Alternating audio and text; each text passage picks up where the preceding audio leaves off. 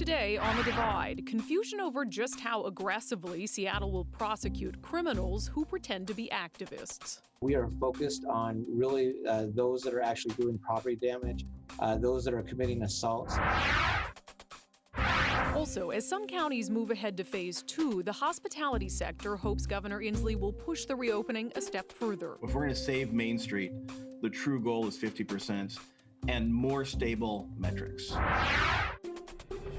Plus, many of you say it is the first time you've agreed with the governor on something related to the pandemic. We're not asking more than we've asked for our grocery clerks. Why his comments about teachers have created some common ground.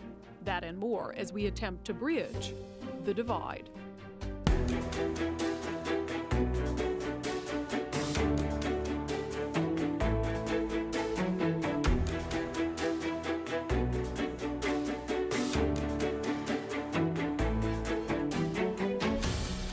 Hello and welcome to The Divide. Thank you so much for joining us. A little back and forth this week, pretty odd. After the Seattle Police Department said it was going to crack down on people who do stuff like this. Smash in windows. This one at what's known as the original Starbucks in the name of whatever cause they're pretending to care about that day. I like to call it vandalism disguised as activism.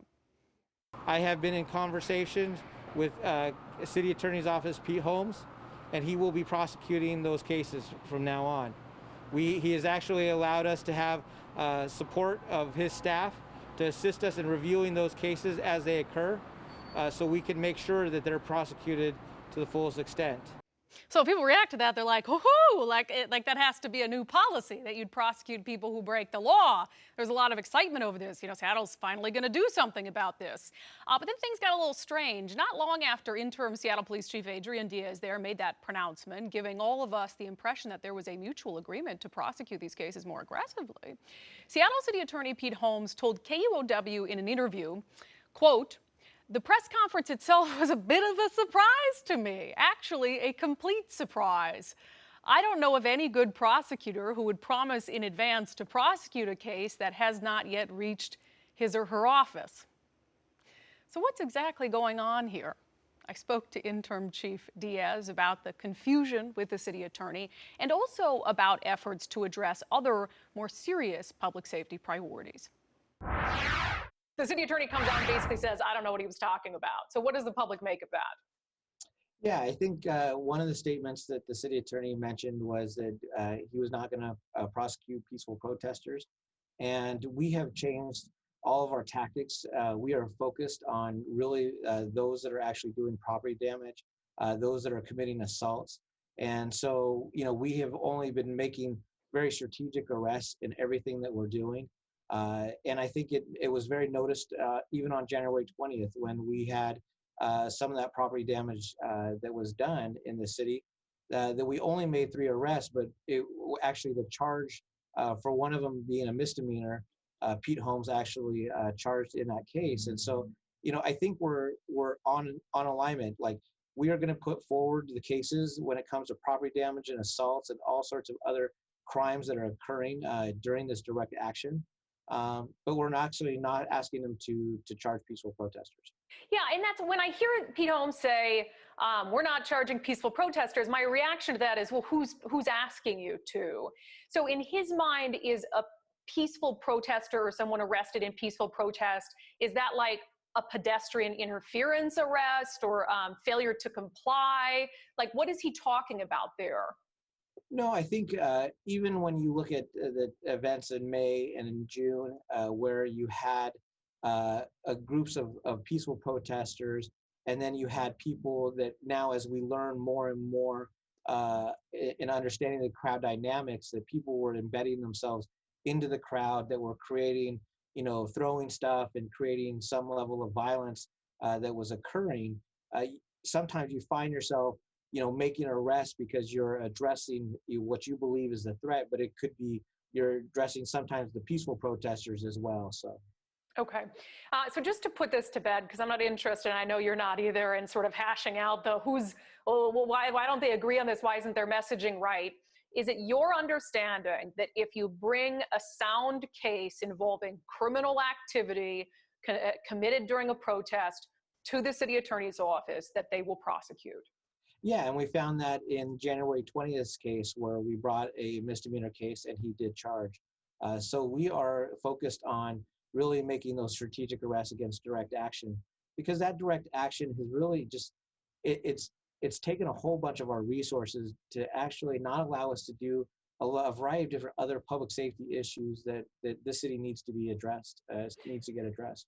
Yeah, and to that end, you know, the protests and the demonstrations and the riots and the unrest, whatever people want to call it, it does get a lot of attention from the press. It gets a lot of attention from the city council. What do you, though, believe is the biggest public safety issue the city's facing, regardless of what the media is focusing on? Yeah, I mean, we've had 50 homicides, and it was, I believe, since 1998 or 1997. It's actually one of the years that I started my patrol career that we've actually had very close to that same amount of homicides. And so think about in the last 23 years to reach that level. I mean, last year or the year before, I should say, 2019, we had 31 homicides. And we know that nationally, homicides and violence has gone up in almost every major city around the country. But regardless of why it's gone up, we've got to be able to have our resources be able to address that. And that is really what I need to make sure that we're deploying them in areas where we know that there's a lot of shootings, a lot of conflict. And if we're able to figure out how to prevent stuff, I mean, officers just recovered a gold SKS rifle that could easily have, killed a lot of people out of that. And right there, we recovered, and that prevents a lot of potential homicides that might occur in our community. Who's dying in these shootings, Chief? Are these gang related? Give us an idea here of what's going on. Yeah, so many years ago we had some potential violence with juveniles, and as people got older, we've actually seen anything from, I believe, anything over 28 to almost 40 years of age is where most of our victims are occurring. Right now, what we also know is that 50% of our homicide victims are Black, and 67% of all of our shooting victims in anything from just being grazed, struck by a bullet, we know 67% are Black. And so we know that this is, these shootings have created a big impact in our Black and even brown communities. And so, we just got to figure out how do we work with our communities to try and get guns off the streets, stop the violence, stop the, activity that's going on. We don't know.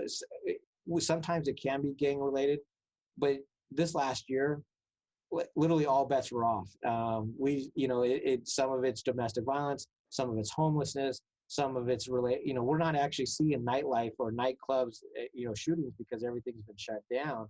So the violence is kind of dispersed over a variety of different, reasons of why it's been caused.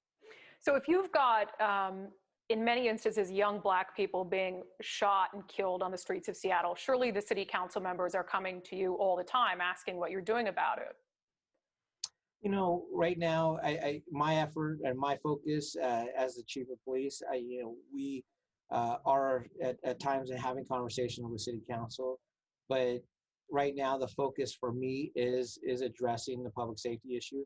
The mayor has, been really pointed about trying to make sure that we get guns off the streets and that we reduce these shootings and that we work with community partners to making sure that occurs.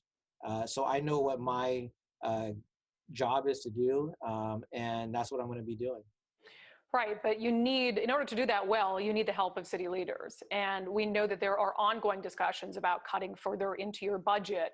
So have you had conversations with the city council about the impact those cuts have on your ability to stop Black youth from being killed on our streets? We've explained that those budget cuts do impact the ability for our department to run smoothly and safely and to have the resources that are needed. It also affects, even hiring some of our civilian staff that is so, needed to support officers and their work. And plus, we just need to also make sure that we really focus on hiring officers, the right officers to do the right thing and going out and addressing that. And that is one of the biggest pieces right now that as we look at budget cuts, that has impacted this department so much is just the amount of officers that we've lost. So I have been in conversations in regards to our staffing. I have been in conversation in regards to, trying to find other areas of support, so we don't see those budget cuts, so we can continue out doing the work that is needed to make the city safe. Chief, are you reaching out to them on that? Is your office reaching out to the city council about those things, or are they reaching out to you?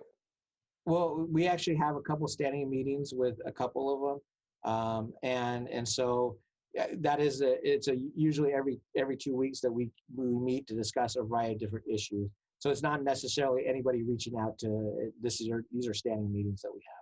Well, the question I'm trying to ask you is, and I'm going to ask it in a not roundabout way. Do you think the city council cares about the death rate and the shooting rate? I sure hope so. I'm not going to put words in their mouth. I believe this is one of the biggest challenges that the city faces is the loss of our Black and brown communities' lives. And I hope that every day that they're figuring out ways to support our Black and brown communities. And that is, but I won't put words in their mouth. Yeah, and look, I'll accept culpability as a member of the press for maybe not focusing on the pretty awful homicide rate in Seattle as much as we should be. So that's something we need to do better at. But you could tell there that Interim Chief Diaz kind of danced around the question of whether the Seattle City Council pays much attention to the homicides and shootings. And maybe that's just because he's trying not to ruffle feathers. So I decided to ask Seattle Mayor Jenny Durkan about that. And maybe it's because she's not running for re-election, but I eventually got her to say what was on her mind. So in terms of the city council being focused on the homicide rate, can I read into your answers that they're not? I haven't had a single city council member ask me about it. That's troubling. Yeah. So we're going to reach out to the city council, see if they care to respond to that. But if you have city council members who aren't reaching out at all about the murders in the city or the shootings in the city, that's a problem. So we'll give them a chance to respond, and maybe we'll follow up tomorrow on Q13 News This Morning. All right, coming up. Brace yourself for a return to indoor dining in some areas of our state, but some still say the governor's restrictions do not go far enough. Also, why even some Republicans found themselves agreeing with Governor Inslee's stance on vaccinating teachers. Some agreement. Couldn't believe it. Stick around. Governor Jay Inslee, under pressure from the business community and some state lawmakers, loosened metrics for reopening, allowing 7 counties in our state to move ahead to phase 2, which means a return to indoor dining, among other things. As for whether his sudden change of heart means the previous metrics and mandates weren't really necessary or sound, the governor had this to say. If we had not done the kind of things we have done, we may have had another 7,000 or 8,000 dead people in the state of Washington. And I stand by those decisions. But even with a return to indoor dining at 25% in qualifying counties, some say it doesn't go far enough. The Washington Hospitality Association commissioned a survey that found more than 75% of people in our state support reopening indoor dining at 50% capacity. 49% strongly favored it. 27% said they thought that was a somewhat good idea. 10% said they somewhat opposed, and 12% said they strongly opposed the idea of returning to indoor dining at half capacity. But the vast majority who took that survey said they agreed. I spoke with Anton, president and CEO of the Washington Hospitality Association, about the latest change in mandates and what his industry would like to see moving forward. What do you think this change in heart is about from the governor? Well, you know, I'm really proud of the state Senate and the Senate Bill 5114, which set a record for the number of people to ever sign up to testify. At around, I believe the final number was around 1,600. And so the amount of outpouring to the Senate to say, please save our community, the number of people in their community that have been saying, I know my restaurant is safe. I've seen how hard they work at it. Please open our restaurants and our bowling alleys and our entertainment centers, and that we can do this right. And I think that outpouring to the Senate and the Senate's plea to the governor to find better ways has started a conversation. When it comes to this survey, and we talked a little bit about the big takeaways from it, survey that you guys commissioned shows 75% of people in the state, or at least those surveyed, support a 50% capacity for indoor dining. I'll put it this way, for people who take that survey, how in tune are they, do you think, to the science behind it? I think people know what they saw in August and September, October. I think they saw plexiglass in their favorite restaurants. I think they saw a lot of great sanitation going on.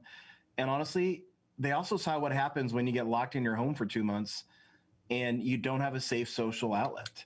And we were seeing the biggest spikes in cases coming from where people are getting together in their private homes when they didn't have a safe social outlet. And that restaurants and bowling alleys and other places were providing that. And so I think they saw great things going there. We heard a lot of people say, this is ridiculous. My favorite restaurant or bowling alley is closing forever, but I can do all these other things. Where's the science in that?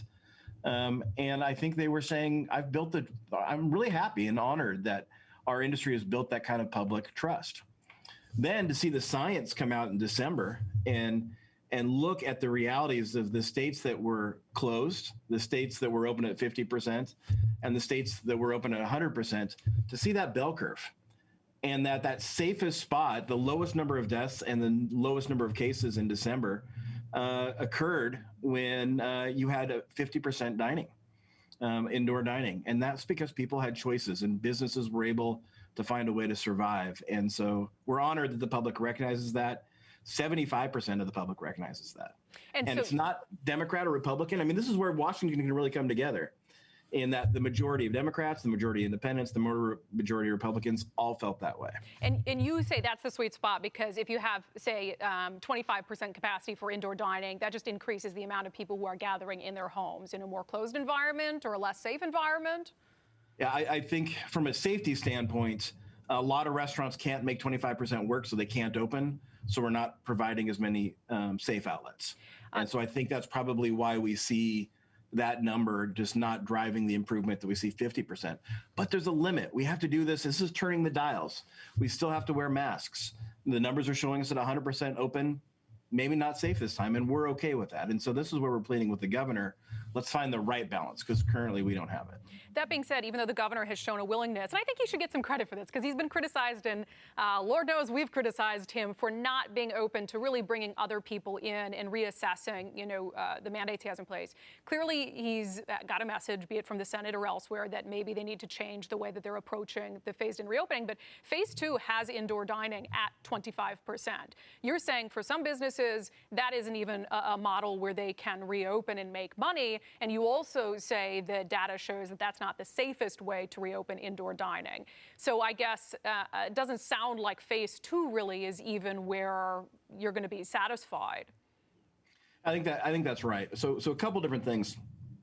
It's a step in the right direction, and it will get some of our team members employed. And I think we are thankful for that. We know a lot of our team members are still stuck and can't get their unemployment insurance checks, and they're stuck without income. We know a lot of our operators are working with a lot of their employees who they feel like are family. And, even if they lost money, I think many of them would still open just to get some people their job back and get incomes going, because they're stuck in this no person's land right now. That being said, when restaurants are closed, the average restaurant's going to lose $25,000 a month in hard costs. When the average restaurant is open at 25% of 2019 sales, they're going to lose $18,000 a month. So they're still losing a lot of money by taking that first step. If we're going to save Main Street, the true goal is 50% and more stable metrics. Anthony, let me close with this. You've got 30 seconds here. I just want you to close by talking about the impact all of this has had on your members, on the hospitality industry in our state, which we know is so huge. Can you just try as best you can to verbalize that for us? I know you could talk about it for 10 hours. Devastating. I mean, the stories are heartbreaking. Our industry is got 50%, more than 50% women ownership and co-ownership, and one of the highest percentage of minority ownership of any industry. These are the American dreams. We're dominantly small business, and a day after day hearing another person have to give up on their dreams and putting their house in other things are gone, and what they worked for 15, 20 years is decimated unnecessarily. It's devastating. Yeah, devastating is definitely a word for it. And listen, you guys do what you want, what you're comfortable with, but as soon as indoor dining is reopening King County, I'm getting all glammed up. I'm gonna put on like the fanciest dress I have and just go out to dine indoors. I don't know, it feels like an occasion. I'll be safe about it, but you know, a little indoor dining, martini, whatever it is. So do what you can to support small businesses. If you're not comfortable doing indoor dining, there's a ton that are still doing outdoor dining. All right, coming up after the break, say it ain't so. Republicans giving Governor Inslee a round of applause for something he said about the coronavirus pandemic. It cannot be true. My closing commentary is next.